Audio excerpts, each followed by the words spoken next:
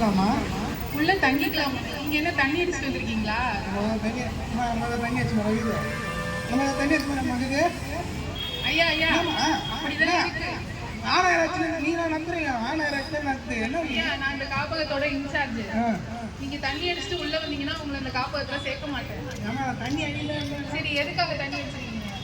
தண்ணி அடிக்கலாமா? நீங்க சொல்லுங்க. நீங்க தண்ணி தான் அடிச்சிருக்கீங்க. எதுக்காக அடிச்சிருக்கீங்க சொல்லுங்க. பொன்னாட்டி ஹாஸ்பிட்டல் அட்மிட் பண்ணிக்கிறேன். கஷ்டத்துக்கு ரொம்ப கஷ்டம். குழந்தை போகிறது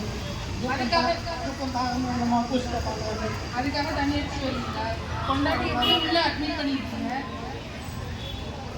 எனக்கு தெரிஞ்ச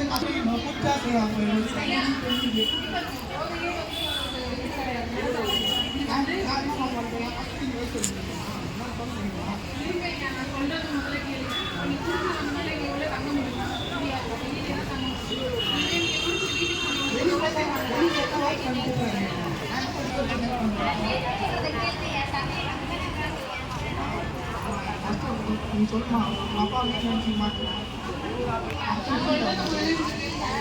தண்ணி அடிக்காம அப்படின்னா இந்த காப்பகத்துல எல்லாமே இலவசம். தங்குறதுக்கு இலவசம். உங்களுக்கு கட்டில் வசதி, ஃபேன் வசதி எல்லாமே இருக்கு. இங்க இரவு சப்பாத்தி வாங்கி கொடுப்பாங்க. இரவு உணவு இதுதான். இவ்வளவு வசதிகள் நாங்க பண்ணி வச்சிருக்கோம். நீங்க தண்ணி அடிச்சுட்டு வந்தீங்கன்னா எப்படி நாங்க உள்ள சேர்க்கலாம்? எல்லாம் பிரியாணி கஷ்டத்துக்கு ஒரு வெயிட் சொல்லுமா. ஐயா உள்ள வந்து அட்மிட் பண்ணிருக்கீங்க. நீங்க தண்ணி அடிச்சுன்னா அவங்களுக்கும் கஷ்டம், உங்களுக்கும் கஷ்டம். நீங்க உள்ள தங்கவும் முடியாது. எதுக்கு நீங்க இப்படி தண்ணி அடிக்கிறீங்க? ஆமா கஷ்டமா நான் சப்போர்ட் தான் பண்ணுறேன். நானே கொஞ்சம் எப்படி அவங்களுக்கு சரியாகுமா சொல்லுங்க.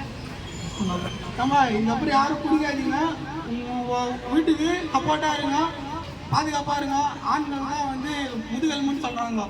நம்ம தான் பாதுகாக்கணும். யாரும் தயவு செய்து குடிக்க மாட்டோம். அம்மா இங்க பாருங்க. இப்ப சொல்றது வந்து காப்பகம் இங்க வந்து இது மருத்துவமனையில இருக்கு. ஆண்கள் தங்குறதுக்கு, பெண்கள் தங்குறதுக்கு தனித்தனியா காப்பகம் இருக்கு. இலவசம் தான். பேஷண்டோட வர அட்டண்டர்ஸ் எல்லாருமே அங்க போய் தங்கிக்கலாம். சரிங்களா? இலவசமா தான் தங்கிக்கலாம். யூஸ் பண்ணிக்கோங்க. குடிப்பழக்கம் பற்றி புரிய வச்ச சென்னை பெருநகர மாநகராட்சி மற்றும் ஒருங்கிணைப்பாளர்கள் எல்லாருக்கும் ரொம்ப நன்றி.